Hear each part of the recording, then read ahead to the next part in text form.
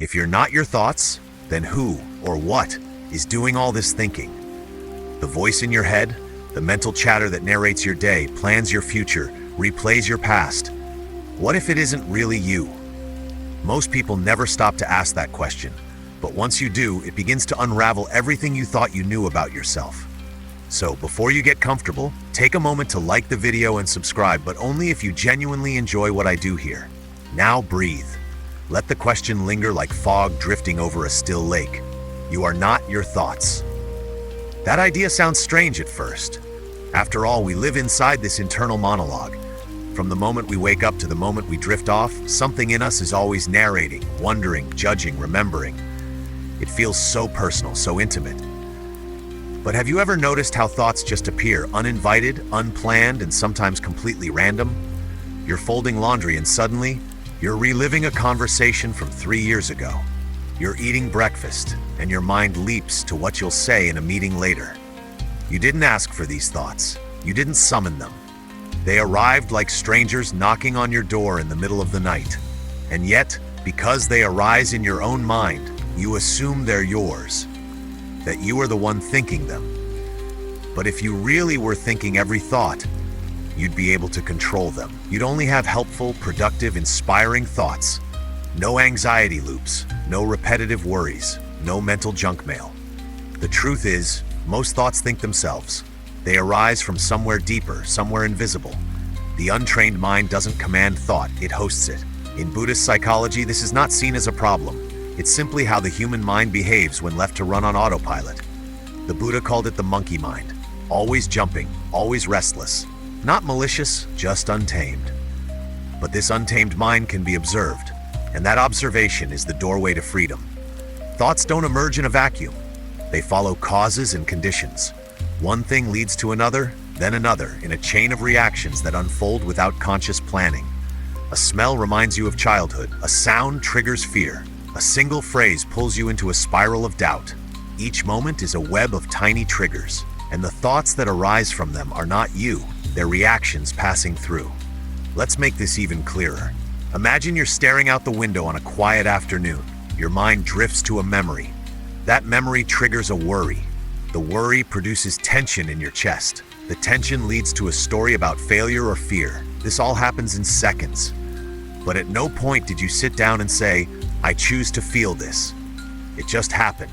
That's not a flaw in your brain. It's the default operating mode of an unexamined mind. But here's where it gets interesting. Just because thoughts arise doesn't mean you have to follow them. Just because a story appears doesn't mean it's true. And just because something echoes in your mind doesn't mean it came from the part of you that's awake. In Buddhist thought, there's a powerful teaching called dependent origination. It says that nothing arises on its own. Everything depends on conditions.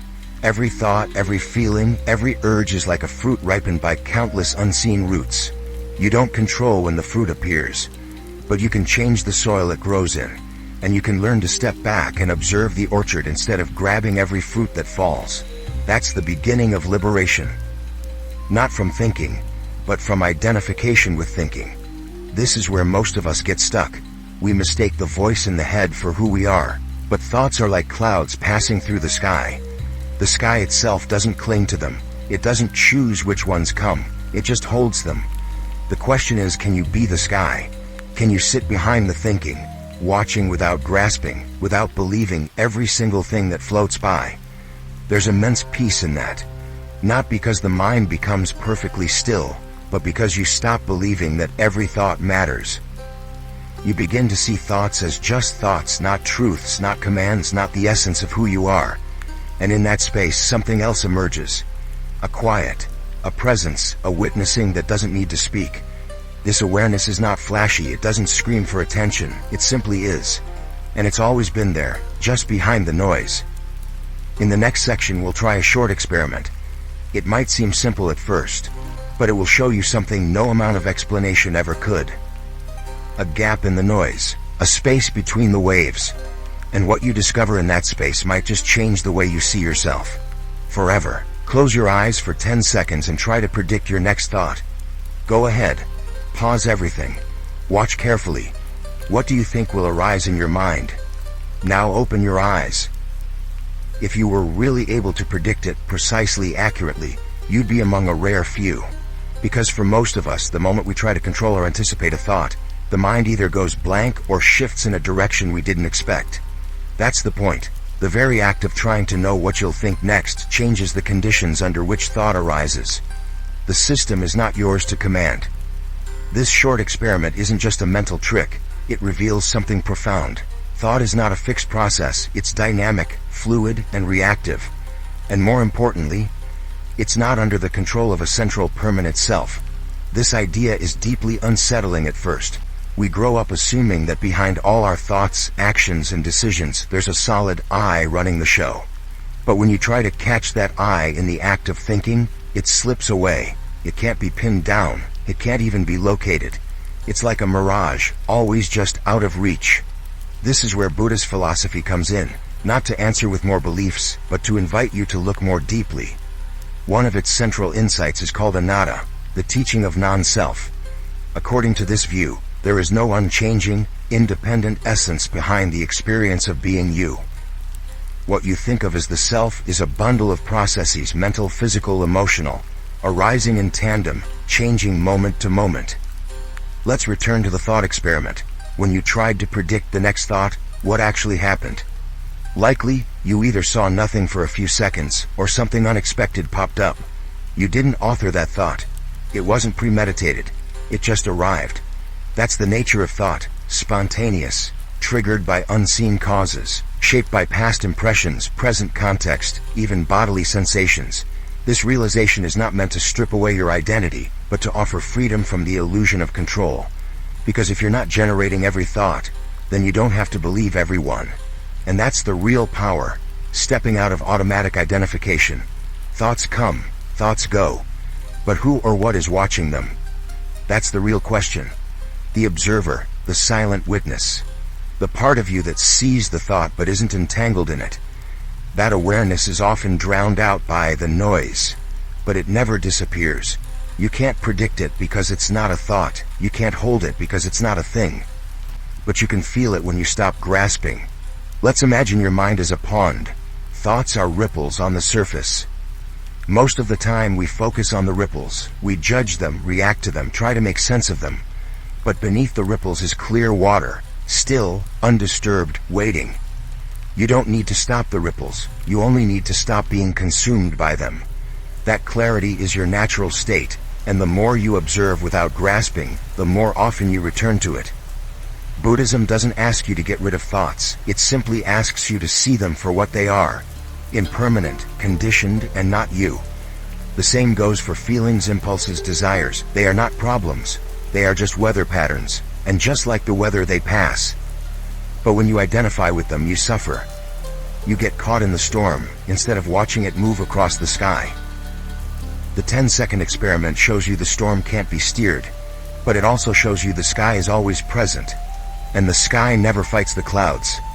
This awareness changes your relationship to thought. You no longer need to control the mind. You only need to understand it, and understanding begins with watching, not judging, not fixing, just noticing. The space between stimulus and response grows wider, reaction gives way to choice, and in that space, peace can take root. Think about how many times a day thoughts drag you away into fear, planning, memory, guilt. Each of those loops began with a single unnoticed thought. One spark, and you're in the fire. But if you can catch that first spark, if you can watch it rise without feeding it, it dies out on its own. That's the art of mindfulness, and it starts with a simple realization. You are not your thoughts. You're the space they arise in, the awareness behind the words. In the next section, we'll go looking for the thinker. We'll follow the trail behind the thoughts and ask the question most people avoid. If no one's in control, then who is home in the mind? If you sit quietly and ask the question, who is thinking right now, you might expect to find something. A core, a presence, a definite center. After all, thoughts are happening. There must be someone doing the thinking. But look closely. Instead of a thinker, what you find is a stream, a flowing, a cascade of impressions, images, associations. Thoughts about lunch, flashes of memory, judgments, hopes, fears, and somewhere in all that, the idea of me. But where is that me exactly? Trace the thoughts back. Peel them like layers. And what do you find? Another thought and another. The sense of self begins to feel like a trick of the light, something familiar but never graspable. In Buddhism, this is not a flaw in your searching. It's the discovery itself. The self you've always believed in, the thinker, the controller, is not a solid entity. It's an appearance that arises from countless conditions. It is constructed, not found. This absence isn't a void of despair. It's a liberation from illusion. You expected to find a captain at the wheel. Instead, you find a vast intelligent system operating on habit, memory, emotion, sensation, all deeply interwoven. The ship is moving, yes, but the captain, he's more of a story than a fact. This is where Anatta, the doctrine of no self, reaches its most direct implication. There is thinking but no thinker, hearing but no hearer, feeling but no feeler. There is experience but no central owner of experience. This doesn't mean that nothing exists. Clearly something is aware. But that awareness isn't a personality, a character, a name-tagged identity. It's more like the space where experience happens, a field of knowing. And that knowing doesn't need to be personalized to be real. The Buddha understood this intimately. In his own meditative explorations, he looked deeply into what we call I. What he found was an ever-changing bundle of processes, thoughts that come and go, sensations rising and fading, perceptions flickering like candlelight in the wind. Nothing that could be held onto, nothing permanent, nothing that answered, "This is me." Think of it like a movie playing on a screen. The characters seem alive, their emotions feel real, but the screen itself never becomes the drama. It allows it, holds it, but remains untouched. That screen is awareness. The thoughts are characters. The illusion is thinking the screen is a character too. There's a beautiful simplicity in this realization. You no longer need to fight for control. You no longer need to construct a perfect self-image. The search for the thinker ends not with a find, but with a release. To help this sink in, try this. Sit still. Watch the next thought arise. Then gently ask, did I create that? Or did it just appear? Don't answer too quickly. Let the space after the question linger. And now, ask who witnessed that thought. You may notice a shift, a sense of dropping back, as if you are falling behind the thought stream, into a place more spacious and still. That's not an escape, that's home. Not a self, but a resting in what's always been here, quiet, open, aware. This insight has been shared in every wisdom tradition, but Buddhism maps it out with rare clarity. The idea is not to kill the ego or deny all thought. It's to see the ego as one ripple among many, a pattern, a habit. Not a villain, but not the truth either. When you stop insisting that every thought needs a thinker, the mind relaxes. It becomes less defensive, more transparent, less interested in being someone, more curious about what is. You begin to notice how often your mind tries to create a story. It wants to say, I'm the one thinking this, I'm the one feeling this, I'm the hero or the victim. But none of those thoughts are stable. They flicker, they change, they contradict, they vanish. So what remains? Not a person, not a story, but this aliveness, this presence, this awake space where everything comes and goes. And in that space, peace. In the next section, we'll examine the 5 layers that create the illusion of self. These 5 aggregates shape what we believe we are. And yet upon closer examination, none of them hold up to the test of permanence. In Buddhist psychology, the illusion of self is like a mirage built from 5 shifting sands. These 5 components are called the 5 aggregates, Panchakanda in Pali. They are not bad or wrong. They are just misunderstood. Most people never look closely at them. But when you do, something remarkable happens. The solid sense of I begins to dissolve into a flowing process. A dance, not a statue. The 5 aggregates are form, feeling, perception, mental formations, and consciousness. Let's begin with form. This is the body. Skin, bones, breath, heartbeat, warmth. It's the physical organism we often point to when we say, this is me. But this body changes every day. Cells die and are reborn. Skin sheds, hair falls. The face in the mirror shifts year by year. What part of that is constant? Next is feeling. Not emotions, but the raw sense of pleasant, unpleasant, or neutral. Every sensation we experience has this subtle flavor. Warm sun, pleasant. Loud noise, unpleasant. Room temperature, air, neutral. These feelings guide behavior, but they're not stable. What's pleasant now may be irritating tomorrow. Feeling changes moment by moment. No lasting self here. Then comes perception. The way we recognize and label things, tree, sound, fear, love. Perception organizes the world into familiar categories, but it's just a filter, a name, a mental shorthand. One person's beauty is another's boredom. Perception is shaped by memory, culture, mood. It is not a mirror of truth, only a reflection of conditioning. Fourth is mental formations. This is a wide category: intentions, thoughts, impulses, habits. It's the realm of thinking, reacting, planning, and believing. These are the stories we tell ourselves, the judgments we pass, the patterns we repeat. This is where the voice in the head lives. But if you've been following the thread so far, you already see, this voice isn't fixed. It shifts tone, contradicts itself, interrupts, fades. It is more like weather than identity. Finally, there is consciousness. Not as a grand mystical force, but simply the awareness that something is happening. Consciousness of seeing, consciousness of hearing, consciousness of thinking. Each moment arises with a corresponding consciousness. It's like a flashlight pointed at different aspects of experience. But even this consciousness is not permanent. It rises and falls depending on conditions. Now, imagine holding each of these 5 aggregates in your hand. You turn them over, inspect them, ask, can I truly call this me? Is this mine? Is this myself? This is what the Buddha asked his followers to do. Not as philosophy, but as direct investigation.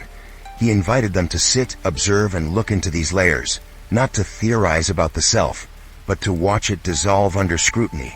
There's an ancient story of a monk named Kamaka. He had meditated deeply and seen that none of the 5 aggregates were his self, yet he still felt a lingering sense of I am. When questioned by fellow monks, he said, "There's still a scent of self, even though I no longer cling to form or feeling." But over time, even that subtle scent faded, and in its absence, he found peace, not because he found himself, but because he no longer needed to. That is the gift of this insight. You don't need to kill the ego. You just need to see through it. Even the thought I am thinking is just that, a thought, a mental formation, a momentary flicker in the flow. It's not proof of a thinker. It's a habit of language, a pattern in consciousness. This is not meant to be abstract or cold. It's deeply freeing. When you see that the self is a construction, you can stop defending it.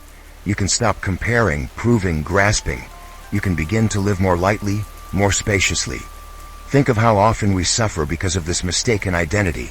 We take things personally. We cling to ideas of who we are. We fear losing what we think defines us. But when we look at the aggregates and find no solid core, we also find less fear, less clinging, less pressure to be someone. Instead, there is being.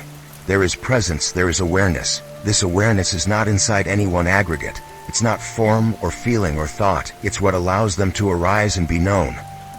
It is not personal, yet it is intimate. It is not a thing, yet it is unmistakably here. Let this understanding land softly. You are not your body, though you have one. You are not your thoughts, though they flow through you. You are not your emotions, though you feel them deeply.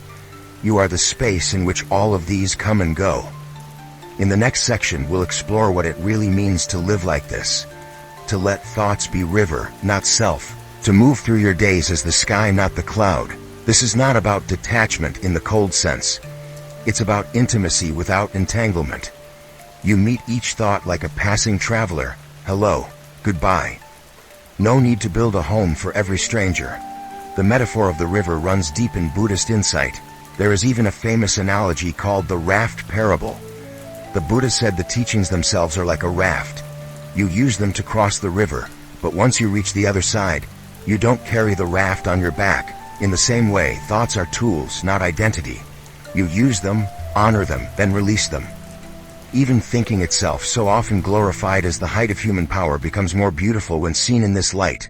Not as a taskmaster, but as a visitor, a servant, not a ruler. You may wonder, how do I remember this in daily life? The answer is simple, but not easy. Practice. Return again and again to observation. When a thought arises, label it gently, thinking. When a feeling flares, whisper inside, feeling. That simple act repositions you. It places you back on the riverbank, watching the stream. And sometimes something profound happens. A moment comes when the river slows. The surface stills. A quiet opens up, vast and clear. No thought, no label, just presence. In that space, peace arrives, not because the mind is empty, but because you've stopped confusing the river with yourself.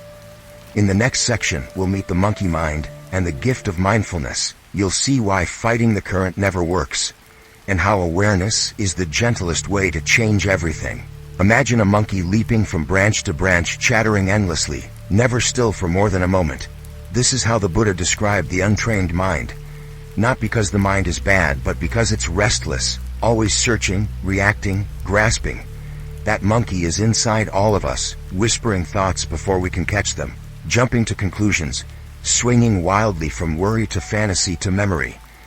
We often try to control this monkey. We demand silence, try to force stillness. We push thoughts away, scold the mind, try to meditate with clenched teeth.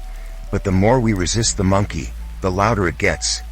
Thoughts become louder when we try to silence them. Just as a trapped animal thrashes harder, a trapped thought grows stronger when we attempt to suppress it. So what do? We observe. This is the radical, gentle practice of mindfulness. In Pali, it's called sati, presence of mind, clear awareness. It means watching each moment with interest, not interference. Not getting dragged by the monkey, but also not trying to kill it. You sit quietly and let the mind be as it is, busy, chaotic, tender, afraid, and you just watch. You don't need to fix the monkey, you just need to stop chasing it. This shift in posture changes everything. When you stop identifying with the mind's content, you begin to rest in the context. You stop being the actor and start becoming the stage. This doesn't numb you, it frees you. Suddenly, a thought is just a thought. A sensation is just a ripple. You're no longer inside the wave, you're watching it roll in, crest, and fade. The Satipatthana Sutta, one of the Buddha's core teachings on mindfulness, outlines this beautifully. It speaks of observing the body as the body, feelings as feelings, mind as mind. Nothing extra, no judgment, no storyline, just what is as it is. It's not a philosophy, it's a direct practice. Try it now. Close your eyes for a few seconds. Notice what thoughts arise. Don't grab them. Don't fight them. Just notice. Let them float like clouds in a wide sky. Some are thick, some are light, some move fast, some hover. You don't need to name them or solve them, just let them be. Did you feel the shift? That spaciousness is not a trick. It's your natural awareness when you're not tangled in commentary. Even a brief moment of this open noticing creates inner room, like a deep breath at the level of the mind. This is why mindfulness works. It doesn't stop thoughts. It changes your relationship to them. You become less reactive, more stable, more clear. Neuroscience now backs this up. Studies show that regular mindfulness practice reduces activity in the brain's default mode network, the very circuitry involved in rumination and self-referential thinking. But long before the brain scans, the Buddha already knew. Awareness brings freedom. The monkey mind isn't evil. It's just misunderstood. It evolved to protect you. It watches for danger, anticipates threats, tries to plan the future. But it wasn't designed for peace, it was built for survival. That's why it's loud. That's why it repeats itself. That's why it clings to drama and fear. But once you see it clearly, you don't have to obey it. You can nod at the monkey, thank it for its concern, and stay seated in awareness. Mindfulness isn't a performance. You don't need to do it right. You don't need to empty your mind or float above your body. You simply return, again and again, to noticing. You feel the breath, you see the thought, you hear the sound. You return to this moment without fixing or fleeing. Over time, this repetition rewires the mind. Thought patterns change, old reactions soften. You become less of a prisoner to thought and more of a friend to awareness. The practice grows subtly. You begin to notice sooner when you're lost. You remember to pause, you smile at the return. And gradually the monkey doesn't vanish, but it becomes less wild, less dominant. Sometimes it even sits with you, calm and quiet, watching the sunset behind the thoughts. This is not escape, it's engagement, but with wisdom. You're no longer tossed around by every internal wave. You have an anchor, and that anchor is presence. So next time the mind spirals, try this. Instead of yelling at it to be quiet, bow to it gently, say, "Yes, I see you," and keep sitting, keep watching. That simple act, quiet, consistent, compassionate, is what transforms the chaos into clarity. In the next section, we'll dive deeper into this awareness itself. What is it that sees the monkey without being the monkey? What is the sky that holds the clouds of thought, yet remains untouched? There is a sky behind the clouds, always has been, always will be. You can't always see it, but it's there, vast, untouched, unshaken by whatever passes through. In the same way, behind every thought, every emotion, every mental storm, there is awareness. Quiet, spacious, still. This awareness isn't another layer of thought. It's not a clever idea or a subtle emotion. It's the background of all experience, the open field in which sound, sensation, memory, and imagination arise and fade. When you close your eyes and notice a thought appear, something sees it. That seeing is awareness. Not the content, but the context. You don't have to build this awareness, you don't have to earn it. It's already here. The only reason it seems hidden is because the clouds of thinking move fast, and we're trained to stare at them. We don't look past them. We chase the story in the cloud and forget the sky. In meditation, and often in quiet moments of life, we begin to glimpse this awareness. It's not dramatic, it doesn't shout, it simply is. Like a calm mirror, reflecting without effort. You might notice it between breaths, in the pause after a thought ends, in the hush of a late night when no one is speaking, not even your mind. This presence has no name, it doesn't belong to anyone. Yet it feels like home. The Buddha spoke of this again and again, not as a belief but as a realization, not a theory, but a seeing. He taught monks to rest in this awareness, to observe thoughts without becoming them, to let the world arise and pass without the compulsive urge to chase or control. One of his disciples, the monk Anatta, struggled with distraction during meditation. Thoughts scattered his attention. He asked the Buddha what to do. The Buddha didn't tell him to fight the thoughts or clear the mind. He told him to watch, simply watch. Observe the arising and passing of thoughts, gently, consistently. Over time, Anaruddha's awareness deepened. The thoughts didn't disappear, but they no longer pulled him in. He had found the sky. Modern science has a name for this too. Metacognition, the mind's ability to know that it is thinking, to witness itself. This capacity is not mystical, it's biological. But when you experience it deeply, it feels sacred. Not because it's supernatural, but because it brings peace. You stop living inside every thought, you begin to rest behind them. Imagine a moment where a strong emotion rises, frustration, jealousy, fear. Instead of acting from it, you step back. You feel the heat, yes, but also the space around the heat. You become aware of the emotion, and that awareness creates room. The grip loosens. You might still feel the emotion, but you are no longer imprisoned by it. That's the shift from being inside the cloud to standing in the sky. It's not about detachment in a cold sense. It's intimacy without fusion, compassion without entanglement. The awareness doesn't push anything away. It allows everything. And in that allowing, things soften. You begin to see that awareness has a texture, a quality. It's not empty in the hollow sense. It's open, soft, receptive. In Buddhist terms, this awareness holds equanimity, a balanced presence. It doesn't resist pleasure or pain. It doesn't grasp or avoid. It remains steady like a mountain, even as weather changes. This is the mind's natural state before it becomes caught in narratives. It's what you return to, not by thinking your way there, but by relaxing into what already is. A helpful metaphor is the ocean. The surface has waves, sometimes wild, sometimes calm, but deep below, the ocean is still. Awareness is like the depth. Thoughts are waves. You don't stop the waves by force. You remember the depth and let the waves move without fear. With practice, this remembering becomes natural. A thought arises, you notice. A feeling arises, you feel it, but you also see it. That double layer of noticing, experience and awareness of experience, brings clarity. You're not numb, you're awake. And in this wakefulness, peace doesn't mean nothing is happening. It means you are no longer lost in the happening. You are rooted in the space that holds it all. This is not a state to chase. It's a capacity to recognize. The more you sit with it, the more familiar it becomes, not as a technique, but as a returning. A homecoming. In the next section, we'll explore the quality that makes this awareness stable, equanimity. You'll see how not clinging, not resisting, creates the kind of peace that can hold the most difficult moments with grace. There's a strength that doesn't roar, a calm that doesn't collapse, a balance that doesn't blink, even when the winds howl. This is equanimity. Upekkha in the ancient Pali tongue.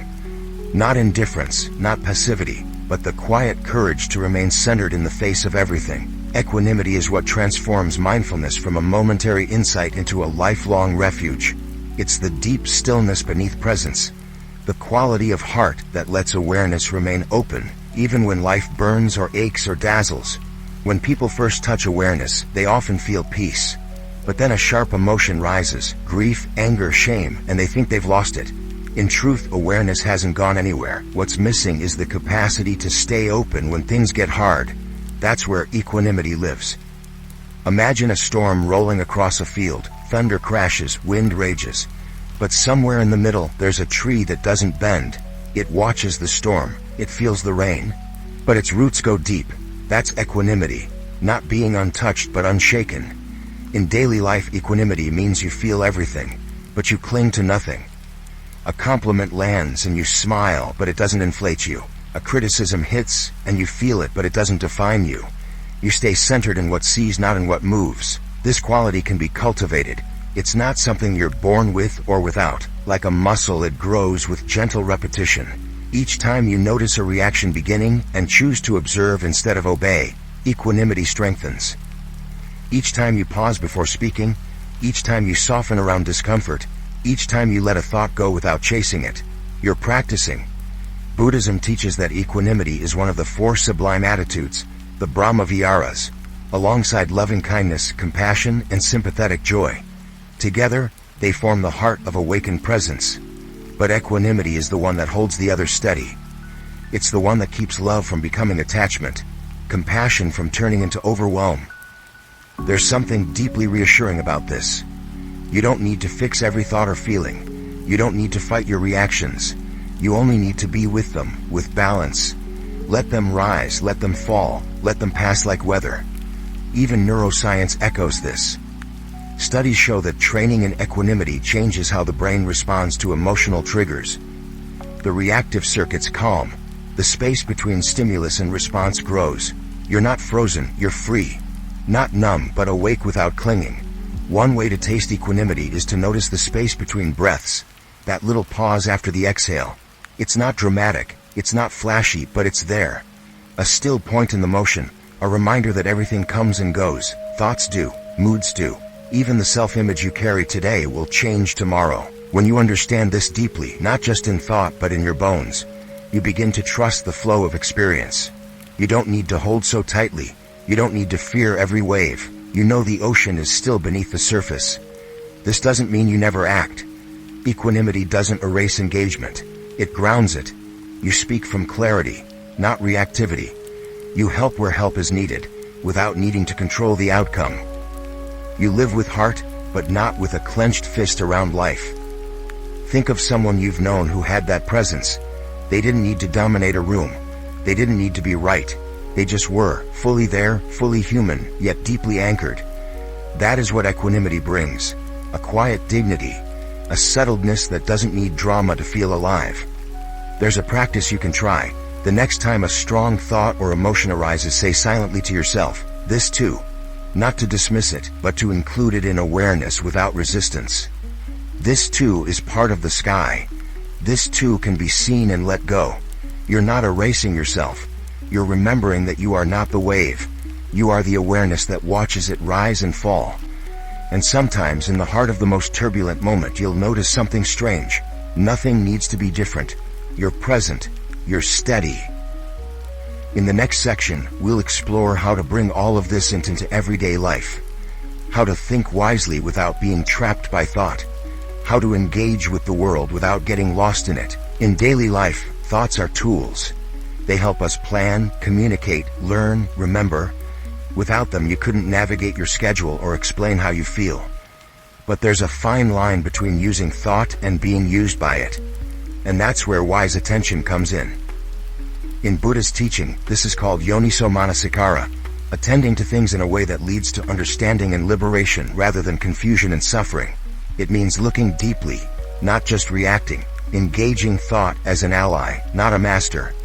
Picture a difficult moment. You've just read a message that stings. Immediately the mind starts spinning.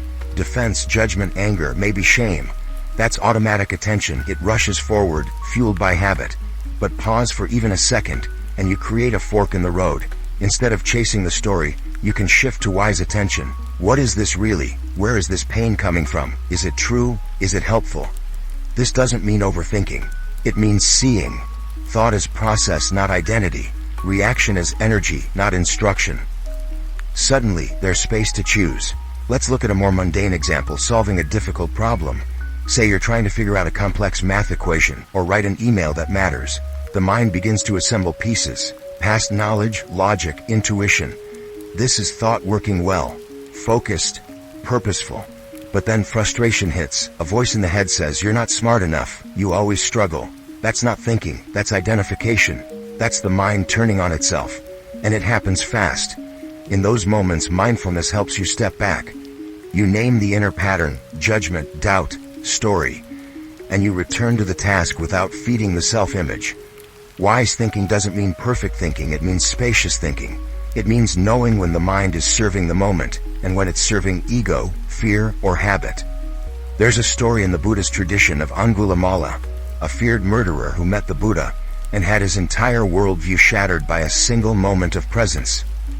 The Buddha saw beyond the man's thoughts, habits, and history, and because he was seen with clarity, something opened. Angulimala didn't just change his behavior, he changed his relationship to his mind. He began to observe rather than obey, and through that shift he was transformed. We may not be living such extreme lives, but the lesson is the same. Transformation begins when you stop taking thought at face value, when you notice the loop before it pulls you in, when you shift from reaction to reflection. Try this the next time your mind spins. Instead of following every branch of the thought tree, trace the root. Ask, what feeling is this thought protecting? What belief is it echoing? What does it need underneath the noise? Sometimes you'll find old pain, sometimes unmet need, but always there's an opening, a way to meet the moment with care instead of confusion. This practice isn't always easy. Some days the mind feels like a maze, but even then, you have tools. The breath, the body, a grounding phrase like "this is thinking, this is not me." These little anchors bring you back, not to silence necessarily, but to clarity. It helps to build routines around this. Morning journaling to untangle the mental fog, brief pauses during the day to observe the mind, evening reflection to notice recurring patterns. These aren't chores, they're doorways, ways to reconnect with the watcher behind the thoughts. And gradually, you begin to sense when thought is fertile, and when it's just noise. You learn when to trust your mind's guidance and when to wait. You start using thought like a skilled carpenter uses a tool. Not all the time, and not without care.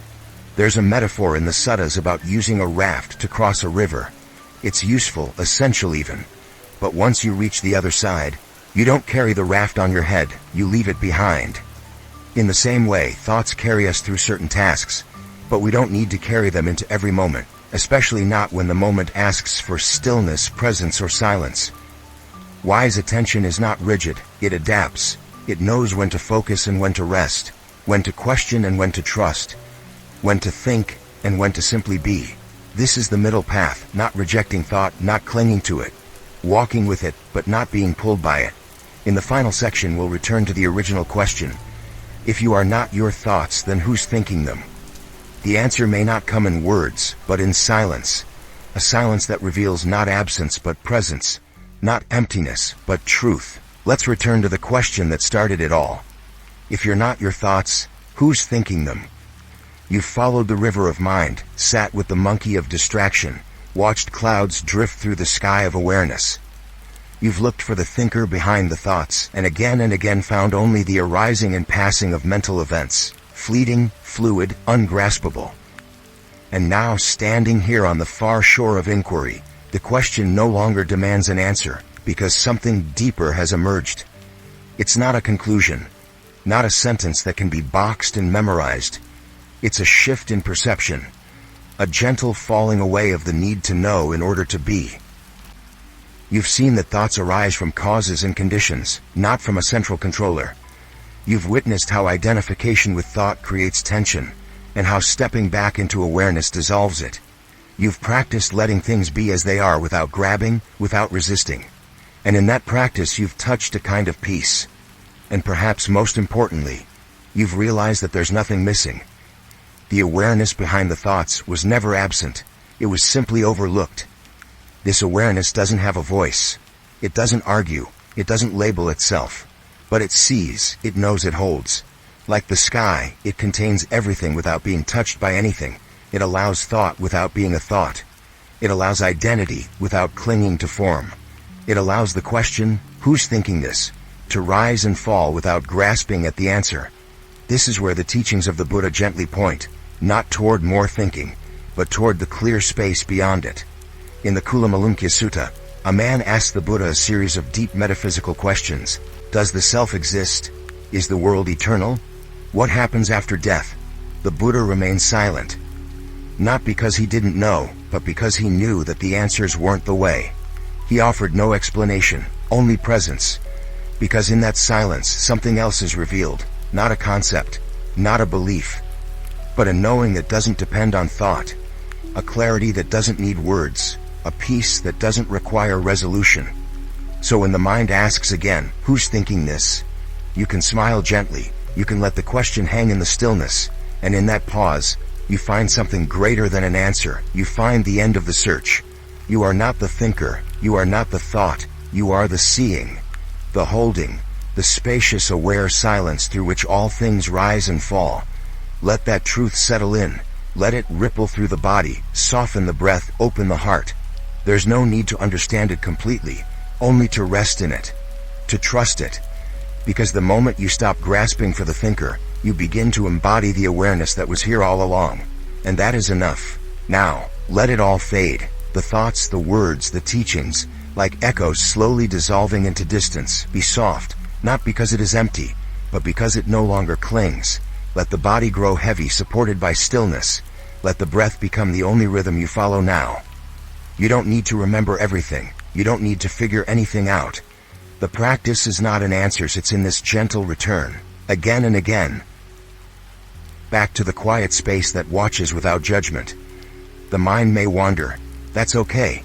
It's not a problem, it's a pattern. And awareness is always here, ready to receive you. So if thoughts appear now, let them. If silence arrives, welcome it. You are not trying to change the mind anymore. You are learning to rest with it. Like watching a river without needing to swim. Like lying beneath the sky and letting clouds drift by. There is nothing more to do tonight. You've walked far. You've seen clearly. And now it's time to rest in the knowing that goes beyond thought. Let the awareness cradle you. You are not your thoughts, you never were, and now you know.